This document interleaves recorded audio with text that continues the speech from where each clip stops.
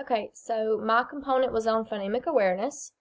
Phonemic awareness is the ability to notice, think about, and work with individual sounds in spoken words. And that definition is from the Put Reading First article from the National Reading Panel. The picture to the right is different sections of phonemic awareness, and we're going to talk about each of those sections and how to teach them later in the presentation.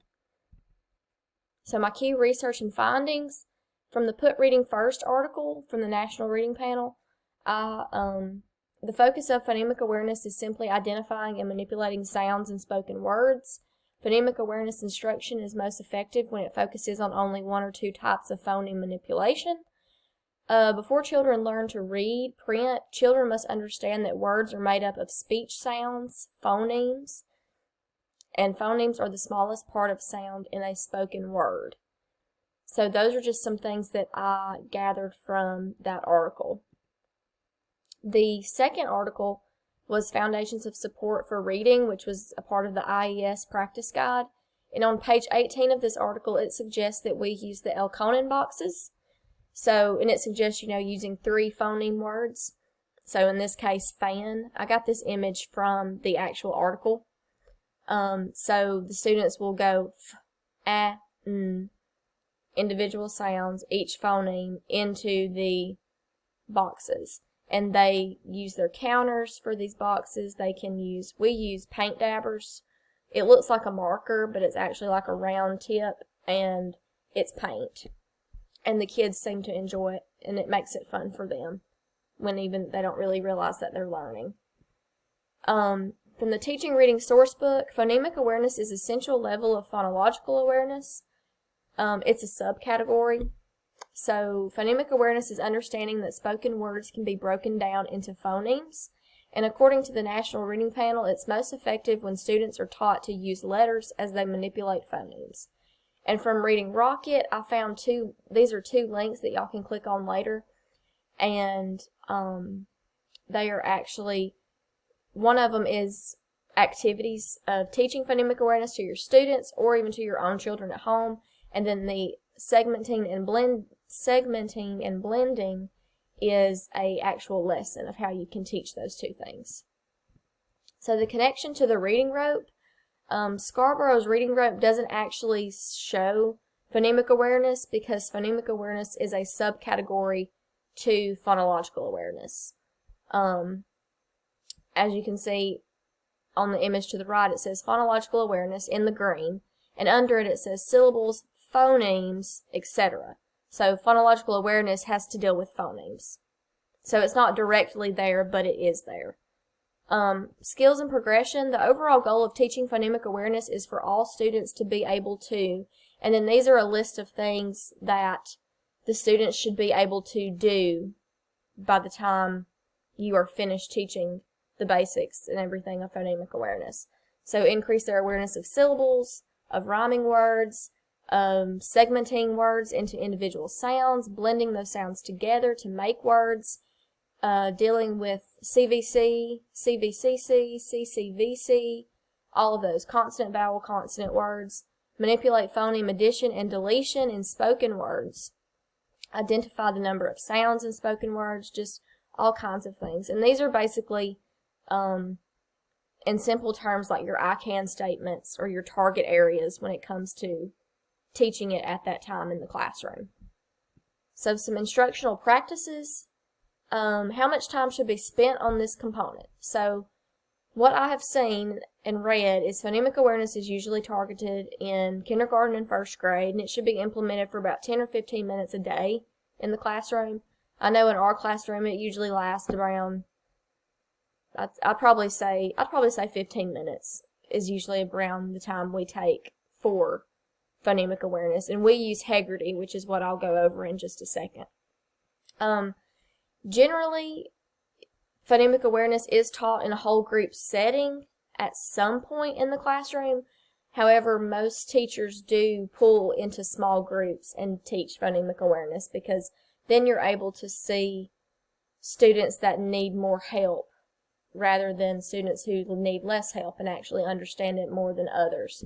So according to the Put Reading First article, it is more effective to teach phonemic awareness in small groups rather than a whole group setting. So how do you teach it? Phonemic awareness can be developed through a number of activities and games. This picture to the left is actually a spin and tail phonemic wheel. So you would print this out and cut out the hole in the center and put a paper clip there. And when the students flick the paper clip and land on something, then, it's a game, but it's a learning game for them. So if you had, for example, cat, the word is cat, and then they flick it, and then they land on what is the middle sound. So you say, okay, the word is cat. What is the middle sound? They would say, ah. And then you move on to the next student. And it's a game, and you could have some type of rewarding system if you wanted to at the end of it. And then the picture to the right is actually some cards that we use at work. I took a screenshot of it. Which word does not start the same? So they know these are familiar pictures that are not confusing to kids. So clock, shirt, shell. So the students would say clock is the word that does not start the same. And my first instructional example is word mapping. We actually use this in the classroom too, this sheet that's on your right. So what the students will do is these are simple pictures that they can understand. And so our first picture is bag. So the students will say to themselves, bag. Then they'll grab their paint dabbers, and in person, those circles are actually bigger than what it is here on the PowerPoint. And so they'll map and graph. So what they'll do is they'll go B-A-G with the paint dabbers and fill in the circles. And then they write the letters, the phonemes, in each box. So B-A-G. And then they write the word completely by themselves on the end. So my second example is Heggerty. And we actually use this in the classroom that I'm in. It's a weekly, let's see if I can go. Okay, I'll go back to the slide before. This is a idea of what we use in the classroom. So kindergarten phonemic awareness lesson for week whatever. You have all kinds of weeks. So you start with whatever day. So for example, let's look at Tuesday. We do this at carpet time. So you say the teacher will say rag, and then the kids will go r-a-g. There's certain hand motions and gestures that you do. Some teachers come up with their own that's more simpler, and then some of them do actually learn the Heggerty way. So you have adding phonemes, deleting phonemes, all kinds of things.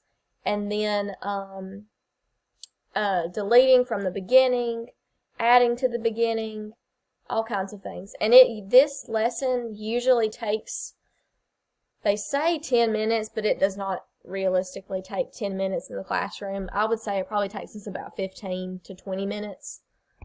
So to break those categories down, identify and categorize phonemes. So for an example, you would say, which word has the first sound as car? The same first sound as car. Fan, corn, map. And the students would say corn. So blending phonemes to form words. So the teacher would say, what word is p-I-g? And then the student would say pig. Segment words into phonemes. How many sounds in cat? Student says 3.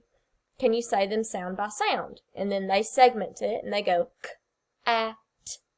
There's a difference in segmenting and blending. When you tell kids get it confused because when you tell them to blend it, they go p-I-g, and that's segmenting. They don't go pig. They don't continuously blend the word.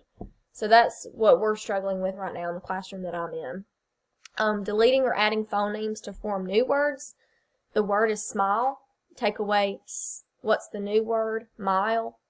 The word is, then you have substitution phonemes. The word is sub. Change s to t. And the new word is tub. And then those are my cites and references. So I hope that